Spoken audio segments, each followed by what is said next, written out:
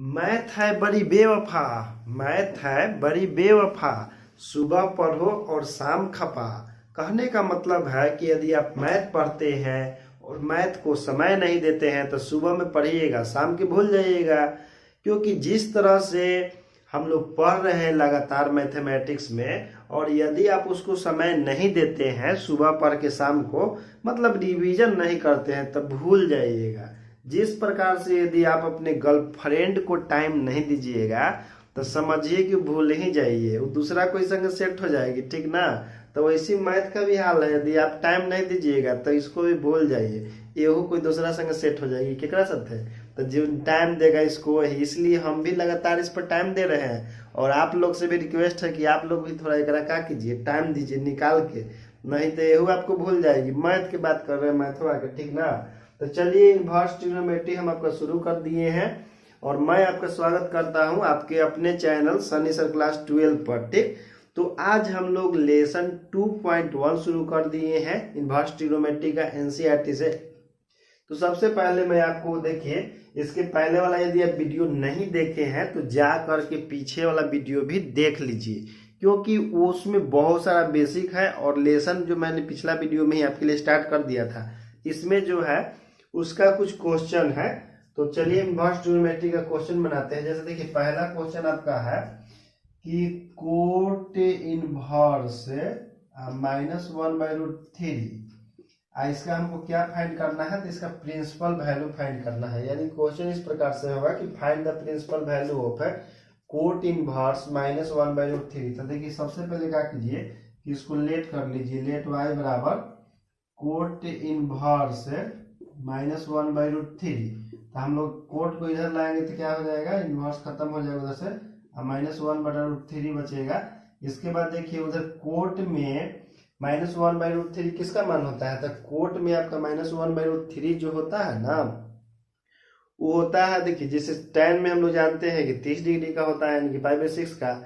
Coat में ही किसका होता है, 60 डिग्री का होता है। तो 60 डिग्री को हम लोग क्या लिखते हैं, π/3 लिखते हैं। तो इधर लिखेंगे हम लोग कोट y, इधर लिखेंगे माइनस कोट और π/3। लेकिन हम लोग जानते हैं कि कोट का जो रेंज होता है आपका, वो 0 से 180 के बीच में होता है। तो रेंज में हम लोग लाने के लिए फार्मूला अप्लाई करते हैं। तो कौन फार्मूला, तो देखिए फार्मूला आपका होता है एक कोट पाई माइनस थीटा बराबर होता है माइनस कोट थीटा होता है, ठीक। यानी कि ऐसे समझ लीजिए कि माइनस कोट थीटा बराबर क्या हो जाएगा आपका, कोट पाई माइनस थीटा। तो देखिए मेरे पास ये वाला है माइनस कोट थीटा के रूप का है, तो इसको हम क्या लिखेंगे रेंज मिलाने के लिए, तो इसको रेंज मिलाने के लिए हम लिखेंगे कोट वाई बराबर कोट पाई माइनस π/3। तो देखिए आपका रेंज में आ गया इस फार्मूला पर। अब देखिए एलसीएम ले लीजिए, तो एलसीएम लीजिएगा तो क्या हो जाएगा आपका, cot y is equal to हो जाएगा कोट 2π/3। अब दोनों तरफ कोट कोट कैंसिल हो जाएगा, तो y बराबर क्या हो जाएगा, 2π/3 हो जाएगा। और चूंकि y हम लोग किसको माने थे क्वेश्चन में, तो देखिए y हम लोग माने थे कोट इनवर्स इतना को, तो हम लोग क्या लिख देंगे लास्ट में, देखिए यहाँ से लिख देते हैं कि हेंस प्रिंसिपल वैल्यू ऑफ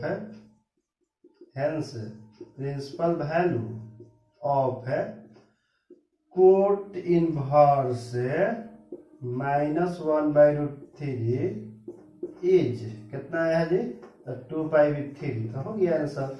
अब देखिए ये आपका बन गया। इसी प्रकार से एनसीईआरटी में और भी क्वेश्चन है, तो उसको भी सोल्व कीजिएगा, तो वो सब भी आपका बन जाएगा।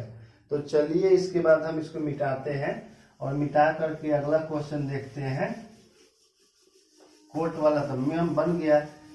इसके बाद देखिए आपका अगला क्वेश्चन है दूसरा नंबर। सब क्वेश्चन लिख लिए हैं यहाँ पर हम बोर्ड पर, ताकि बार बार हमको बुक ना देखना पड़े। बुक देखेंगे तो हमको समय लगेगा, समय बहुत कीमती है। तो चलिए सेक इनवर्स -√3 का हमको, सॉरी -2 का प्रिंसिपल वैल्यू ज्ञात करना है। तो इसको भी सपोज कर लीजिए। चलिए इसको हम थोड़ा कुछ यूनिक मान लेते हैं ताकि आपको भी सुन के मजा आएगा। जैसे इसको हम मान लेते हैं c मान लेते हैं, जिसे हम लोग y मानते थे ना, तो आप कुछ भी मान सकते हैं, a b c x y, आपको जो मन करे मान सकते हैं, ठीक ना।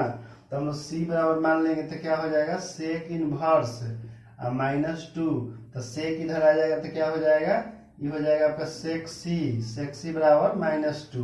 कंफ्यूज नहीं होने का, सेक सी मतलब एंगल है, ठीक ना, सी यहाँ पर। तो सेक में 2 किसका मान होता है, तो सेक में 2 आपका होता है π/3 का मान होता है। π/3 का मान होता है मतलब 60 डिग्री का होता है। तो हम लोग क्या लिखेंगे, इधर सेक सी लिख देंगे या बराबर सेक π/3। तो π/3 को हम लोग क्या लिखेंगे, यहाँ माइनस देखिए पहले है, तो सेक का आपका रेंज होता है 0 से 180, और देखिए यहाँ माइनस है, तो रेंज में लाने के लिए हम फॉर्मूला अप्लाई कर देंगे। सेक सी बराबर क्या हो जाएगा, सेक π-π/3 हो जाएगा आपका। तो इसको हम लिख देंगे सेक सी बराबर सेक, एलसीएम लीजिएगा तो 3π में से 1π घट जाएगा, तो कितना हो जाएगा, 2π/3 हो जाएगा। तो इसका आंसर हो जाएगा सी बराबर कितना, तो 2π/3 आंसर हो गया इसका। इसको भी लिख देंगे कि हेंस प्रिंसिपल वैल्यू ऑफ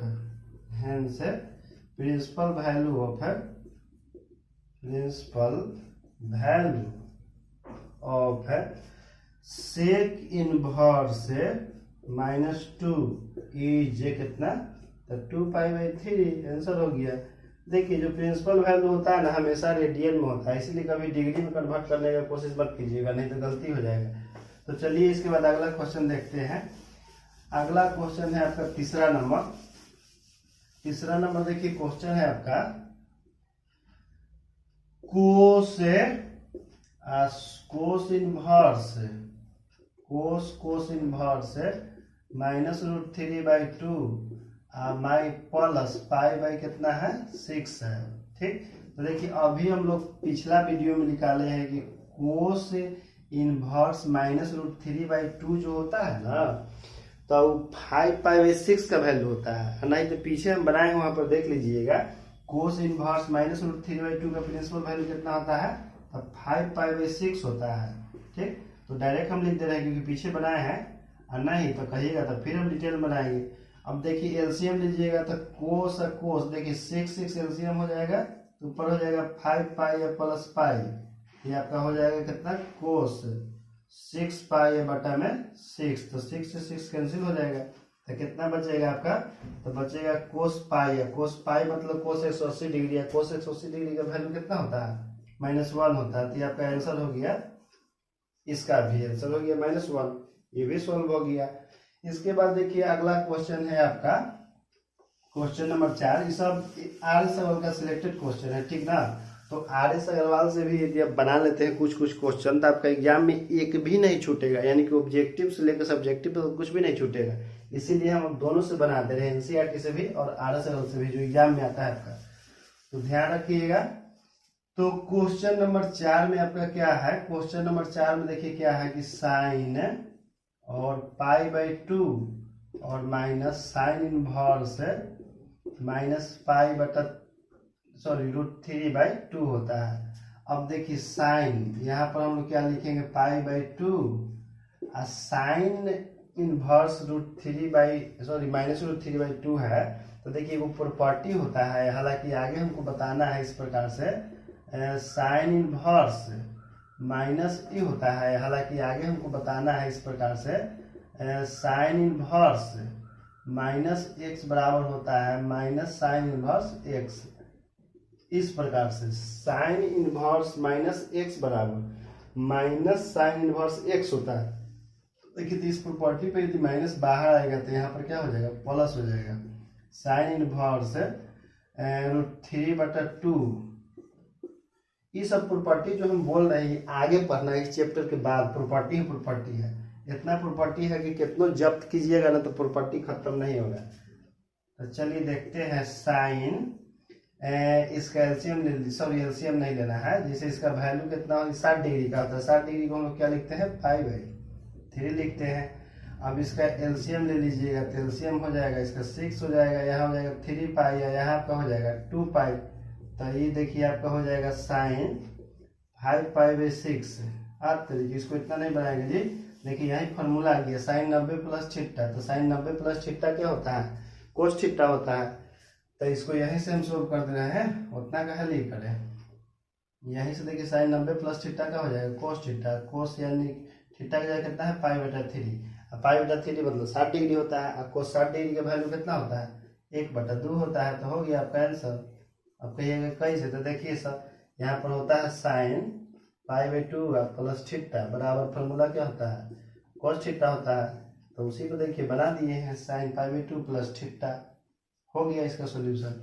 इसके बाद हम लोग आ जाते हैं एनसीईआरटी का जो क्वेश्चन है आपका 2.1 में कुछ क्वेश्चन है, तो उस सबको भी लगातार बना देते हैं इसके बाद। तो चलिए देखते हैं, क्वेश्चन है, क्वेश्चन नंबर एनसीईआरटी में जो है आपका 11 है।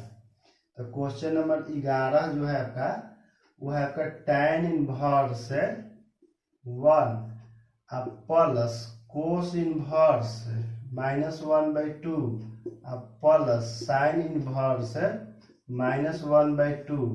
अब देखिए tan इनवर्स 1 का वैल्यू कितना होता है, π/4 होता है। और कोस इनवर्स -1/2 जो होता है ना, वो 30 डिग्री का होता है आपका। 30 डिग्री का, सॉरी उल्टा नहीं बोल दिया, सॉरी 60 डिग्री का होता है। कोस इनवर्स -1/2 किसका होता है, तो कोस 60 डिग्री का इसे 1/2 होता है, 1/2 होता है लेकिन माइनस है, तो इसके लिए आपको फॉर्मूला अप्लाई करना पड़ेगा। तो 60 डिग्री यानी कि π/3, तो इसका हम लोग डायरेक्ट कितना लिख देते हैं, 2π/3। ऐसे एक प्रॉपर्टी भी होता है, उससे भी हम इसका डायरेक्ट सॉल्यूशन कर सकते हैं, तो उससे डायरेक्ट निकल जाएगा। लेकिन अभी प्रॉपर्टी आप लोग को बताया नहीं है, इसलिए बेसिक रूल से ही चल रहे हैं। तो इसके पहले कोस इनवर्स -1/2 का हम लोग साइड में निकाल देते हैं, जैसे कि पीछे हम सब निकाले हैं 1/2, उसी प्रकार से। और साइन इनवर्स -1/2 का कितना हो जाता है आपका, तो इसका होता है -π/6 हो जाता है, क्योंकि साइन में 1/2 किसका मान होता था, साइन में 1/2 होता है आपका π/6 का, यानी 30 डिग्री का। था उसी को हम लोग माइनस को बाहर यहाँ निकाल देते हैं, हालांकि साइड में बनाते हैं, ठीक ना। हमको चूंकि याद है इसलिए हम डायरेक्ट बना रहे हैं, लेकिन आप लोग भी बारी बारी सब बना के वैल्यू रखिएगा तो आंसर आ जाएगा। क्यों नहीं, तो पिछला वीडियो देख लीजिएगा, दिक्कत होगा, क्योंकि उसमें मैंने विस्तार से बताया आपके लिए। तो चलिए एलसीएम ले लेते हैं। एलसीएम देखिए 4 3 अब 6 का एलसीएम आपका 12 हो जाएगा। इसमें क्या हो जाएगा आपका 3π, ये आपका हो जाएगा 8π, ये वाला आपका -2π। तो इसका हो जाएगा आपका 11π या -2π बटा में 12। तो इसमें क्या हो जाएगा आपका 9π या बटा में 12। इसको 3 से डिवाइड कर दीजिए और इसको 4 बार डिवाइड कर दीजिए, तो ये हो जाएगा आपका आंसर कितना, 3π/4। इसका आंसर हो गया इस क्वेश्चन का। यदि फिर भी इसमें आपको कहीं डाउट है तो आप कमेंट सेक्शन में लिखिए, मैं जरूर डाउट करूंगा, इसी क्वेश्चन को फिर से बनाऊंगा आपके लिए, क्योंकि जब तक आप समझेंगे नहीं तब तक मैं छोड़ूंगा नहीं, चाहे कोई भी क्वेश्चन हो। तो बस अगला क्वेश्चन देखते हैं, स्क्रीनशॉट आप ले सकते हैं, इसको बना दिए तो चलिए अगला क्वेश्चन देखिए। अगला क्वेश्चन आपका क्या है, क्वेश्चन नंबर आपका 12 है। तो क्वेश्चन नंबर 12 को चलिए देखते हैं। क्वेश्चन नंबर 12 एनसीईआरटी का जो है आपका cos inverse 1/2 plus 2 sine inverse 1/2। तो देखिए कोस इनवर्स 1/2 का जो वैल्यू आपका होता है ना, वो π/3 होता है। तो इसको हम डायरेक्ट लिख दे रहे हैं आपका π/3, और ई जो है 2 है, और साइन इनवर्स 1/2 का जो होता है π/6 होता है। तो देखिए 2 से इसको काट देंगे हम 3 बार में, तो कितना हो जाएगा π/3 प्लस π/3। तो इसका एलसीएम ले लीजिए, कितना हो जाएगा 3 या ऊपर हो जाएगा π प्लस π, तो कितना हो जाएगा 2π/3। देखिए ये भी आपका सोल्व हो गया एनसीईआरटी का क्वेश्चन नंबर 12। तो देखिए इस तरह से बहुत सारे जो क्वेश्चन है वो सब आपको बनते जाएगा।